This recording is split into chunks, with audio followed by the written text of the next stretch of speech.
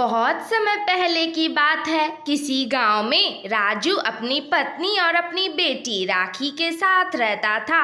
वो बहुत खुशी खुशी रहता था। एक दिन राजू की पत्नी का बहुत तबीयत खराब हो गया और वह बीमार हो गई थी और उसकी मौत भी हो गई थी। पत्नी के मौत के बाद पिता और बेटी दोनों अकेले साथ साथ रहते थे।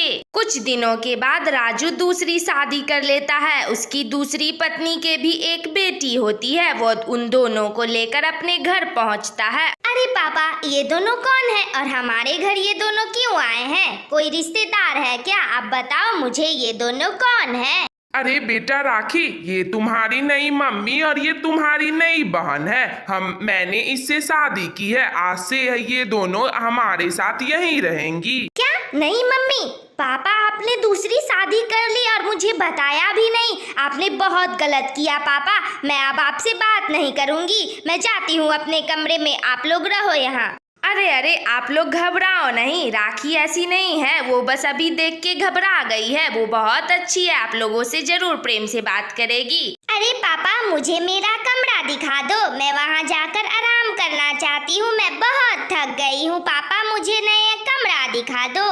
अरे बेटा, यहाँ तो बस 2 ही कमरे हैं। तुम राखी के कमरे में चले जाओ, वो तुम्हें कुछ नहीं बोलेगी। वो अपना कमरा जरूर तुमसे शेयर करेगी।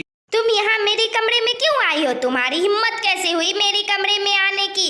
तुम जल्दी से यहाँ से दफा हो जाओ। यह कमरा सिर्फ मेरा है, सिर्फ और सिर्फ मेरा। मैं इसे किसी के साथ शेयर नहीं कर सकती। तुम दफा हो जाओ यहाँ से। अरे राखी बहन, पर पापा ने मुझे तो यहाँ भेजा है कि यही कमरा है तुम दोनों का, क्योंकि यहाँ तो बस 2 ही कमरे हैं। तो एक रूम में पापा और मम्मी रहेंगे और एक रूम में हम दोनों बहन रहेंगे। तुम ऐसे बात मत करो, हम दोनों बहन हैं। कुछ दिन बीत जाते हैं। एक दिन राखी और सीमा के नए मम्मी और पापा दोनों बाजार चले गए थे। इधर ये दोनों आपस में एक दूसरे से बहुत लड़ रहे थे। लड़ाई इतनी हद तक बढ़ गई कि दोनों एक दूसरे को मारने लगे और उन दोनों की मौत हो गई थी। एक साथ उन दोनों की मौत। राखी और सीमा दोनों के मम्मी पापा बाजार से लौटे। उन्होंने घर आकर देखा कि उन दोनों की तो मौत हो चुकी है। अरे बाप रे बाप, ये क्या हुआ? मेरी दोनों बच्चियां राखी सीमा, उठो, तुम्हारे मम्मी पापा आ गए हैं। उठो ना मेरे बच्चे,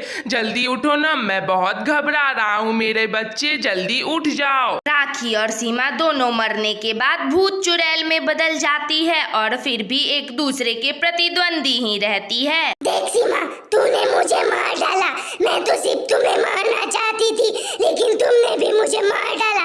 तुमने बहुत बुरा किया मेरे साथ। अब तुम्हारे साथ भी कुछ अच्छा नहीं होगा।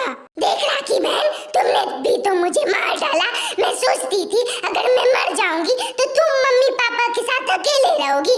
इससे अच्छा है कि हम दोनों एक साथ मर जाएं।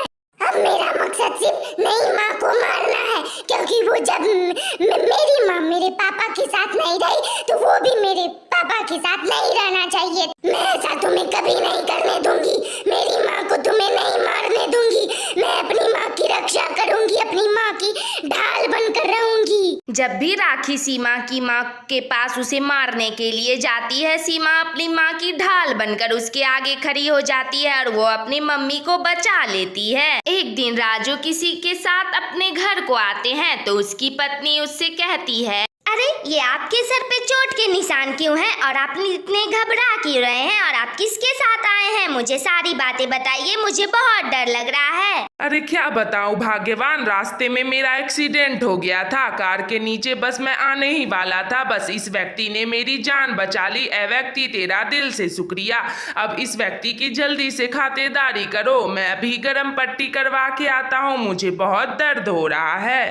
और हाँ सुनो, आप मेरे घर से खाना खा के ही जाना, क्योंकि मेरे घर जो आता है वो भूखा नहीं जाता है। तो आप यहाँ से खा कर ही जाना। नहीं नहीं साहब, कोई बात नहीं, धन्यवाद की क्या जरूरत है। लेकिन मैं अभी तो ऑफिस के लिए लेट हो रहा हूँ, मेरा काम छूट रहा है और मेरी सैलरी भी कट जाएगी। तो अभी मैं चलता हूँ, फिर कभी आऊँगा। ऑफिस के काम है तो मैं समझ सकता हूँ, क्योंकि मुझे भी ऑफिस में काम करना होता है। तो आप चले जाओ, लेकिन फिर कभी जरूर आना मेरे घर। सुनो, आपका बहुत बहुत धन्यवाद मेरे पति की जान बचाने के लिए। आपका दिल से आभार। मैं आपका ये एहसान कभी नहीं भूलूंगी। राखी चुड़ैल उस व्यक्ति का पीछा करती है कि यह व्यक्ति कौन है। वो देखती है कि अचानक से वह व्यक्ति सीमा चुड़ैल में बदल जाती है और वह सीमा चुड़ैल होती है।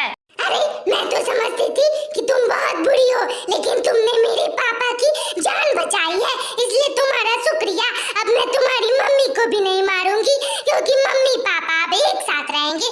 चलो अब हम दोनों इस धरती लोक से चले जाते हैं, यहाँ रहना हम दोनों का सेफ नहीं है। अरे नहीं नहीं, शुक्रिया की क्या बात है, वो तो मेरे भी मम्मी पापा हैं, इसलिए मैंने अपने पापा का जान बचाया, इसका कोई जरूरत नहीं है शुक्रिया की।